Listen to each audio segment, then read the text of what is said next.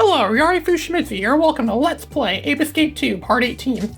So, of course, we're going back to levels that we cleared before and, clearing out the remaining monkeys. So now we're going to the Blue Baboon, this beach level we went to once before.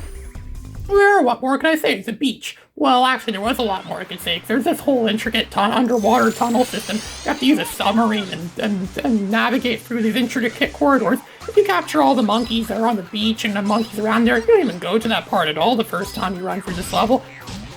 But now we're going to be going through that part now to capture remaining monkeys. And apparently they're going to be used to, for Spectre's continued plan to take over the world. So I believe I don't think there's anything left here. I believe the last remaining monkeys are probably in that section with the underwater corridors and the underwater, it's not really much of a maze, but there are some like forks in the road and non-linear pathways, and look at that, there's a monkey in there that I didn't get the first time around. We're gonna have to use this banana ring, this color, this banana thing, so it's gonna bring the monkey out of there. It's funny, if you actually get this gadget, it's never a useless gadget to give in this game, but they first give it to you in this level, in this Blue Baboon level. It's right there, and it's you didn't even need the gadget the first time around. Almost, or at least that's the way it seems sometimes. So there's another monkey, I believe it's hiding in that ocean. Oh yeah, it's not really in the ocean, but he's somewhere in some rock thing. It's almost like Banjo-Tooie for a bit. Remember Banjo-Tooie had some parts that were like this, where you dive deep into the water and you can find stuff like underwater worlds. Banjo-Tooie is a really large game, a really large, oversized game. That's the reason why some people don't like it as much as they liked the first Banjo-Kazooie. But Banjo-Tooie did have its fair share of mini-games and extra content. You can see we're controlling this yellow submarine. Once again, you can see there's Dr. Phil's head painted on the side of it. Dr. Phil likes to make yellow submarines. That's probably how he orders his submarine sandwiches. He likes some yellow. He's probably gonna start a chain maybe called Yellow Submarines. I wonder how Papachi could just fly outside the yellow submarine that's out in water. Does he have gills? I know he's some sort of different kind of monkey, but still, does he have gills or something like that so he can breathe underwater? There's that one monkey that we spotted up from earlier. No, look at that. The level's already over. Yeah, all this just for three measly little monkeys. This whole big chase just for three measly monkeys. But at least now we have that whole level completely cleared now, so that's pretty good now. So now I believe next we're going to the Enter the Monkey level. It's not Enter the Dragon, it's Enter the Monkey. We're going to... Shut up, Dr. Phil. Shut up, Natsumi. We're still going to go through all this. So now we're going to enter the monkey. We're going to end up in some Jackie Chan movie, or maybe even a what's it called? Like a Bruce Lee movie or something like that. We're going to be fighting against all sorts of, it's awesome. First, this is nothing new to anyone. This is all stuff we've seen before. Only now we're going after remaining monkeys. We can't use our monkey cam to detect anything, but there's one monkey hiding there. I knew there'd be at least a few monkeys hiding there, but now that we have the power punch, we should be able to capture everything. We have all the necessary gadgets. There aren't any more gadgets left to unlock in this game, so we have everything. So look at that. He's just sitting there meditating, just waiting his fate. He's just accepting his fate. It's actually a very honorable thing to do, which I guess fits the theme of this level. It's a very honorable thing to accept your fate and realize that you're going to get captured. Your capture is inevitable, so what's the point of fighting against me? So we're detecting some monkey activity out here. We have some monkey hiding around here. It's being picked up by the monkey rare. Look, we're probably gonna have to, I don't think you go there. You have to go all the way around. I must not have done that the first time around if it's still stuck up like that. I'm pretty sure, I remember in the other levels I've done stuff like that, and when I remembered it the next time I went to levels, probably someplace I've never been to before. But this game actually doesn't make you play very little of the levels before you can actually beat them.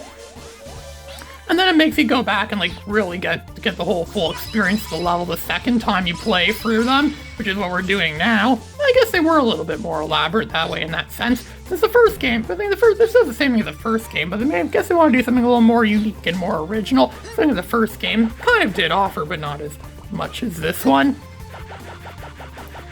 So there's a monkey in the sky, it's like a monkey that's just riding on a cloud. It's like Airman from Mega Man 2. You just fly on the clouds, fly on a cloud. It's like some cloud god or something like that. I think there is a sort of Japanese god like that, or some god in Japan that can fly on clouds or something like that, or ride on a cloud or something like that. I don't know. There's actually quite a few Robot Masters in Mega Man that are like that. Can we hit that button? Does that button do anything useful? I don't know. I must not have hit it the first time around. I remember. But I know there's a monkey up there still just flying around. Probably have to get closer to him, I think. How do we get closer to him? He's just way over there. We'll probably have to jump for this Super Mario 64 like platforming part where there's these rolling barrels. And oh, look at that. You hit that sign and it breaks. Come to think of it now, I don't think I've been here at all actually the first time around. So yeah, this is completely new to us watching this video. Assuming you've been watching all these from the beginning, you would never have known that I've never been here before because, well, I never have been here before. And so we have to guide our RC car through these moving things. It's also like something at a mini golf course, because there's mini golf courses that have like animatronic platforms or things like that. And I've seen some that are like that, but not in real life. I've only ever seen them in animated shows and stuff like that. See, because some people learn about our world from animation. Why do you think Chris Chan always like has odd mannerisms stuff where he flails his arms around, stuff like that? Because obviously it's because he learns about our world. He learns about social interaction from animation. And he thinks animation is real. He thinks cartoons are real. Well, they're not. I'm thinking about putting a message about that instead of my Jason and Mason volumes. Oh look, we captured Goku. This monkey was named Goku. Yeah, we know that's a reference to, right? It's obviously a reference to, I don't know, Pokemon maybe. Isn't there some character in Pokemon called Goku? And there's a lot of Pokemon influence in this game, obviously, so. So I think we have to, yeah, see where we had to push that box down earlier? Must be really strong. That box must be made out of stone or something. That looks like a stone box. It must be really strong if we could, Hikaru must be really strong. Well, then again, we already established in a very earlier video that Hikaru must be some kind of superhuman or some sort of genetically augmented superhuman if he could do all that. It probably is. But it's a storyline that never really gets touched much in this game. It sounds like a lost opportunity. They should have had some sort of storyline about something like that. Some people consider this whole game to be a big lost opportunity. Okay, so there's a monkey in there. We can free him just by, using our inhuman strength. Our inhuman strength again to push those rock things, what do you call these statue things onto the buttons, and then oh, look at that, opens out a statue. I don't think we've been here the first time around, so again, this is more new stuff. Also, we're entering some sort of Indiana Jones like temple. We're going through all the hazards and stuff, but it's like in ancient China or somewhere like that. I think this level is supposed to be set in China or Japan or somewhere like that, in some ancient venue, some very traditional. I think Japanese culture is still very traditional, even though Japan is one of the most technologically advanced countries in the world. They still do things very traditionally, and sometimes tradition is, the best way to be. I'll admit, I do stuff traditionally too. I prefer to draw traditionally, like on actual pencil and paper. I don't like using digital technologies as much. I tried using GIMP the other week, where I was actually drawing stuff on GIMP, and all I can say is, GIMP lives up to its name and its price, because it's free.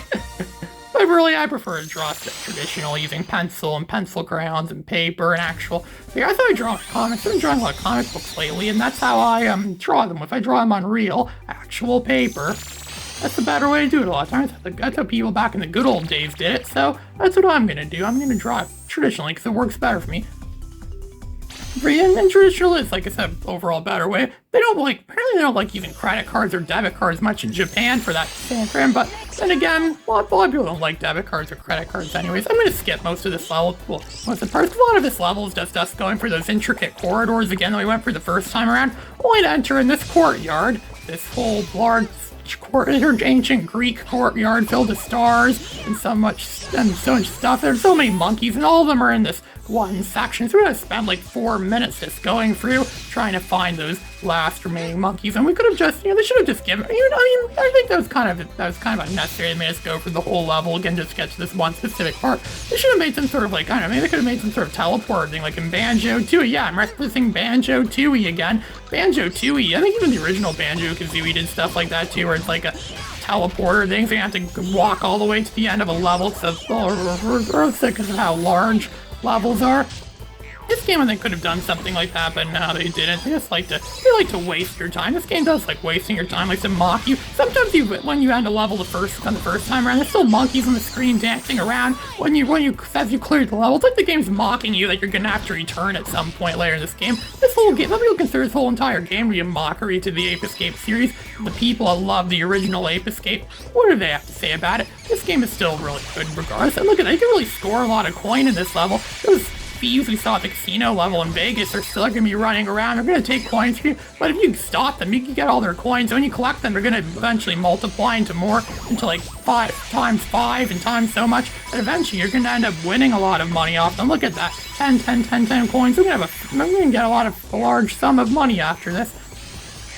You punch, you hit me, but then I get more. It's like I'm profiting off them stealing from me. Okay, it's like they stole from me, and I'm completely like, well, I actually spent everything before I went through the game again. I spent it all on crap. I didn't want to show that in the video because, well, that's really boring going through that thing in Natsumi's apartment where you could buy stuff.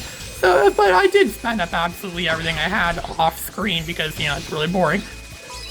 But now look at that. I'm only like, I'm not sure. I think I'm like halfway through the levels again, the game, or almost halfway through levels of the game. Look at that, I already regained most of the coins that I lost before, because this game constantly throws coins at you, and they can only hold up to 999 coins in total, which is going to fill up pretty quickly. I'm pretty sure it was 9,999 in Ape Escape 3, but I haven't played Ape Escape 3 in a while, so I don't really remember that. But you will see that eventually from me. I will be playing through Ape Escape 3 in time. So there, I captured another monkey, Dolph. Yes, the monkey's name, Dolph. Dolph.